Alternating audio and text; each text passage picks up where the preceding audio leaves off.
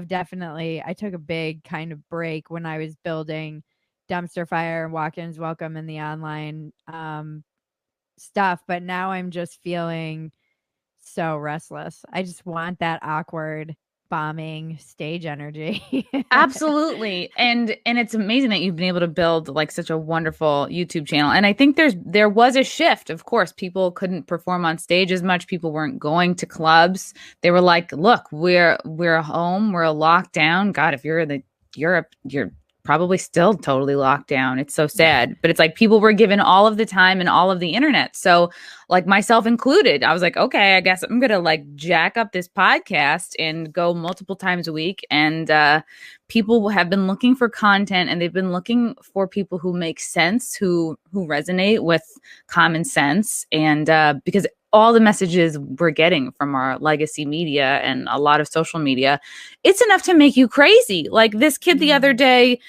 at the Holiday Inn Express, this clip that's been pretty viral on Twitter. It's this worker. He's probably this like young guy in his 20s. He just has this camera on him, and he's just sitting there. He's standing there still. Like, did you see this? And he gets to the point where here, since I am a woman in tech, I will bring this up. I've been kind of trying to stay. I think I heard about this. I've been trying to stay. I was just writing about this in my Phetasy community. I have like a subscriber community, and we post goals. We do workouts. Ooh. It's actually a lot more.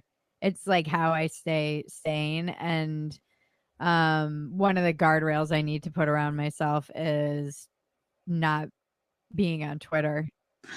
Okay, well, I'm about to put some Twitter in your face. Here's this kid. I can handle it. Tariq Nasheed. I'm not sure what he does, but he's a journalist. I did hear about this. He retweeted this, because everything is about race now, and you can't just be a person having a bad fucking day. And so anyway, he tweets out this video of this poor kid. Oh, is this the one where he just... So you want to get mad and hit the computer because you made a mistake? Because your company made a mistake? Like, this guy's being so rude off the bat. So why did you get mad and hit the computer? Why did you get mad and hit the computer? I'm sure you're on camera, right? Poor guy. I'm sure you're on camera. Like, at this point, you put your camera phone away. Like, you press stop. So this is the type of people that have working here. This is so sad.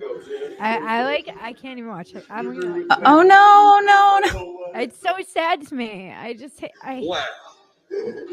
And he goes behind the thing, he's crying, and then he follows him around the corner.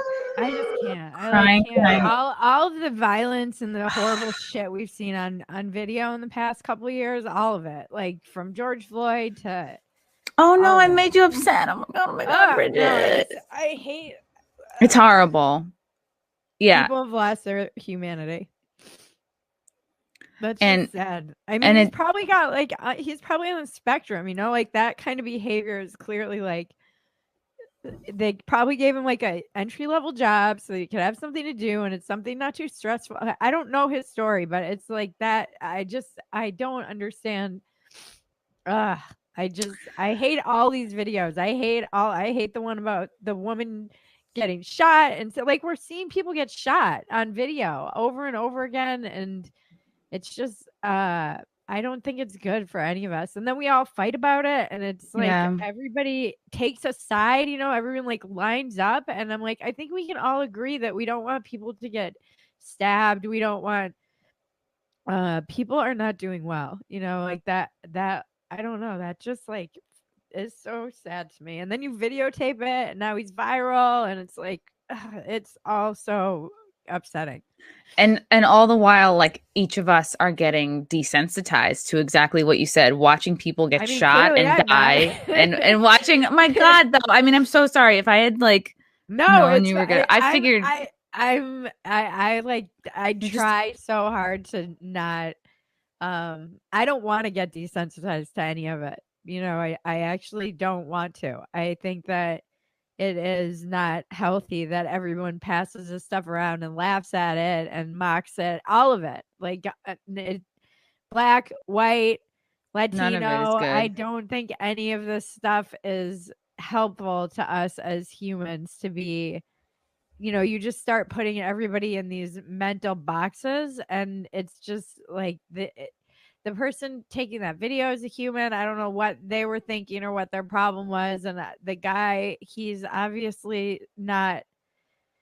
I mean, I worked with kids with autism, and I worked with kids who had meltdowns like that, like young adults, and it's hard. It's just like I see so many people fucking struggling, and why we're making it so much harder on each other, and why we're not we're just so hard on each other. We're hard on ourselves and we're hard on each other. Yeah. And And it it's just seems like it's all kind of, it's like, right, the guy who's filming, he's doing this because he knows he's going to get some sort of like social props from it. He's going to feel validated. If he can validate that this poor kid is racist, he gets whatever, his viral fame, he gets whatever, he gets to be internet famous for a little bit.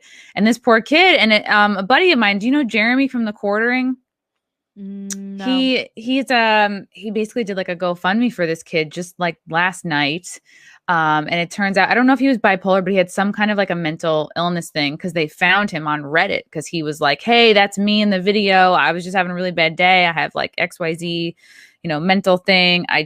He was like sounding suicidal. He's like, I just want to live for my boyfriend. And like this poor kid. So Jeremy raised like over $30,000 for this kid. And I think they finally connected, and he, this guy stepped down from his job. So I was like, okay, that is pretty amazing. That shows the side of humanity that's like, see somebody struggling and is like, you know what, we're going to raise some money for this guy, and he's getting it to him. And, maybe he can do a vacation and then pay his bills while he looks for another job. But it's like what you said. Yeah, they probably figured, let's stick him in the front to answer phones. It's not too difficult.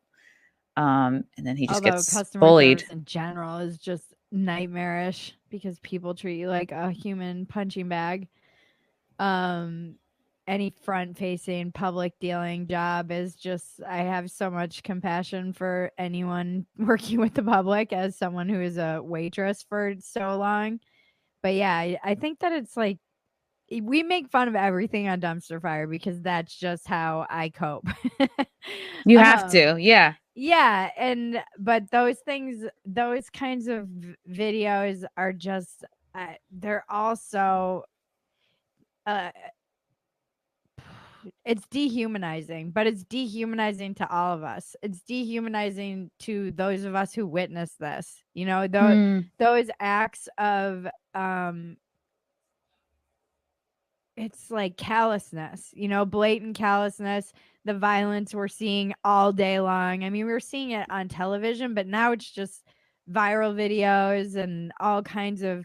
My friend was telling me that like her 9-year-old daughter came home white as a ghost after hanging out in her neighborhood with a bunch of kids they were playing with, because the kids were showing all these TikTok videos of like animals that had been hung, and like people, it was like gruesome stuff. And she was like, you should be upset by seeing this, but what humans are barbaric. There is like something barbaric, and I do think that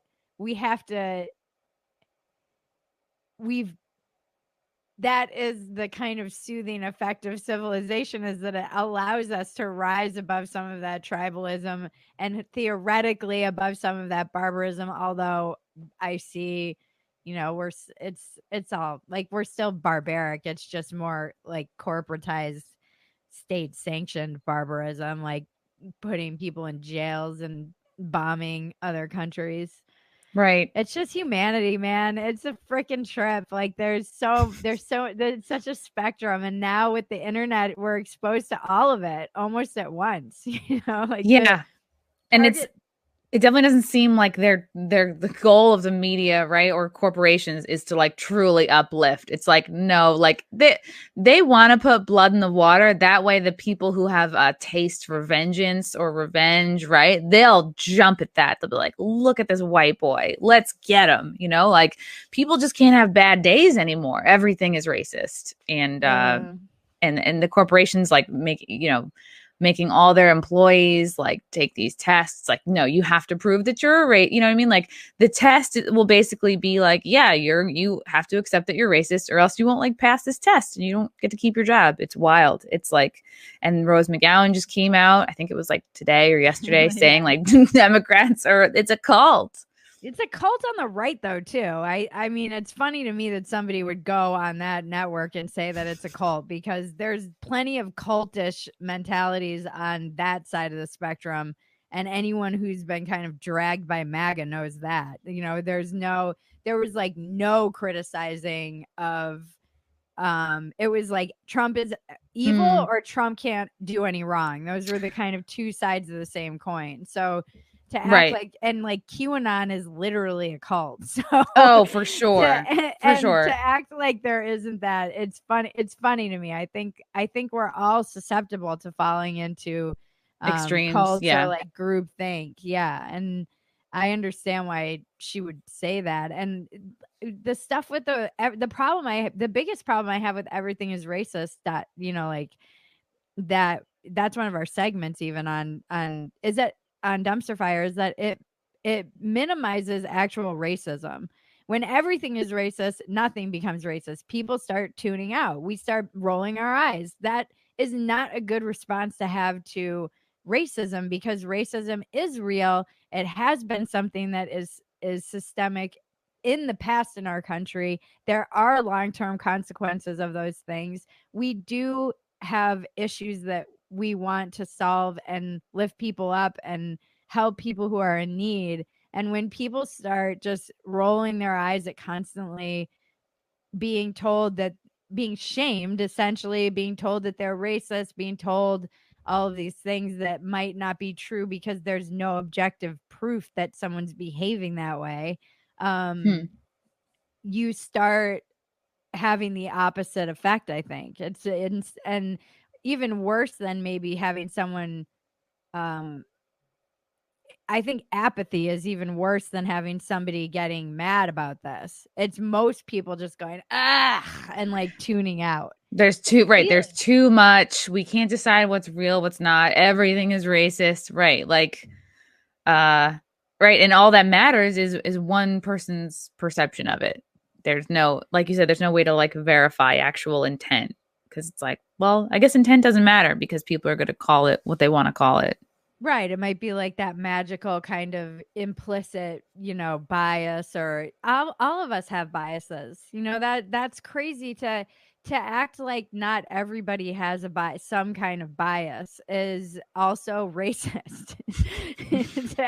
You know, like all humans have biases. It's based on where you were born, what your socioeconomic circumstances were, factors that are completely out of control, the luck of the freaking dice of where you wound up in the world. It's everybody has them.